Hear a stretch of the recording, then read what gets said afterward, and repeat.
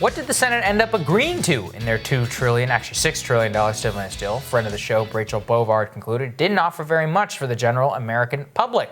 In her summary of the Senate bill, she noted SBA small business loans coming out too late for many businesses, $1,200 check for families that might come in a month, and unrelated government pork and pay raises for the House of Representatives, $17 billion, of course, for Boeing.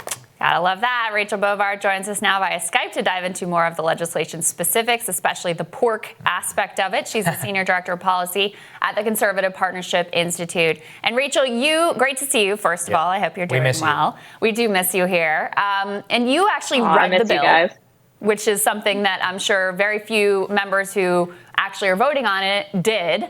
What were some of the things that you found that surprised you? Well, I think what this bill is a story of is what started as something that was really actually quite good for workers and families. We were going in a good direction, and it just completely went off the rails. I mean, we turned into this massive bill that was basically for government largesse and politicians enriching themselves. So you got anything from $25 million for the Kennedy Center to $75 million for the National Endowment for the Arts, National Endowment for the Humanities, $10 billion loan to the Postal Service. All things that, you can argue the merits of on their own, but don't belong in a bill that is supposed to be helping workers and families. And so what you really saw at the end of this negotiation is the workers and families were deprioritized in favor of pushing a political agenda and coalescing political power around whatever it was that politicians wanted to push. So really a shameful exercise. Yeah, that is shameful. And then that's one thing that which is fine. We want more money for the National Endowment for the Arts. I'm not even necessarily against that, but this isn't the time to include it in the bill. And as you said, you were one of the few people who actually read this thing. Rachel, talk about the small business provision, because that's arguably one of the most important things that they said they were doing. And what you're pointing out is it may take too long to even get the loan. Well, I think this is what was really frustrating for a lot of us watching this process, is that small businesses were closing left and right. American families weren't able to make their rent, and the politicians were just, sitting there fiddling as Rome burned. And so for a lot of businesses, they've already gone under. But this particular provision, Steven Mnuchin says, we're going to get this to you as fast as possible. All right, maybe 3 weeks, maybe a month.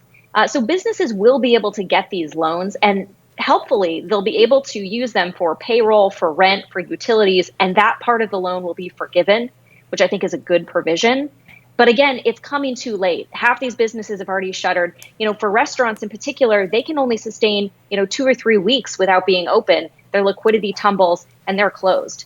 So Congress could have acted quickly. They didn't, and we're seeing the economic effects. Yeah, I think that's well said. I do find it, though, very disingenuous. Like, I saw Nikki Haley calling out some of the items that you highlighted, the National Endowment for the Arts, and these relatively, in the grand scheme of this bill, small dollar amounts that went to these institutions, but ignoring the $4 trillion going to big business, including specific carve-outs, loopholes, and cash that was essentially written in specifically for Boeing, where Nikki Haley, by the way, sat on the board until very recently. But I haven't heard her say, or other conservatives who are cherry picking the pork part of it, and rightfully so, that could be criticized. I haven't heard their concerns so much on the massive corporate slush fund. Yeah, I think this is going to be one of the things we may regret in the end, right? There's always a big regret at the end of these giant bills, and this is probably one of them. The $17 billion for Boeing is unconscionable. I don't know how you can justify it. I haven't seen any politician try. They've just ducked and covered when asked about it. But the giant corporate slush fund, I'm glad Democrats made an issue of it, because there were good transparency elements added to it. And I hope that sets a precedent for everything we do going forward. But to your point, we just made Steven Mnuchin the most powerful Treasury Secretary in modern history, maybe in all of history. And this is a guy who's now running a jobs program who's never created a job in his life. And so I think there's going to need to be a lot of oversight done over where this money goes. But again, I think it just shows you, the corporatism inherent within the Republican Party and a lot of the establishment Democrats as well. It wins out every time over American workers and families, and it just did again. Yeah, it really does, Rachel. And one thing I wanted I asked the same question to Matt Stoller. Why did none of the populists vote against the bill? Ultimately, was it, you and I probably are working the phones just as much, just fielding calls on this.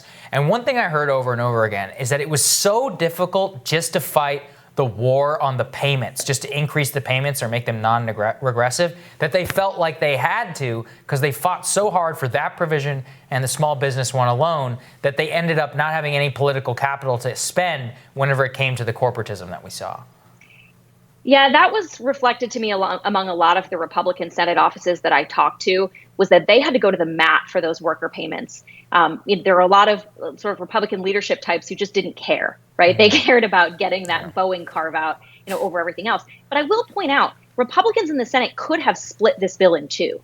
They could have put the worker payments and SBA loans on the floor separately and dealt with the corporate section later. They didn't. And that, I think, removed a lot of the leverage from people being able to say, this is a good part of the bill, this is a bad part of the bill. Instead, they had to swallow the whole thing together. Yeah. No, that's exactly right. They held the workers hostage so that they could get their corporate slush fund. That's exactly what happened. And on Steve Mnuchin, I'll do you one better. He was implicated in massive, through his bank, massive foreclosure improprieties in California, which Kamala Harris decided not to prosecute for some unknown reason. So that's the guy that we put in charge now of doling out these trillions of dollars.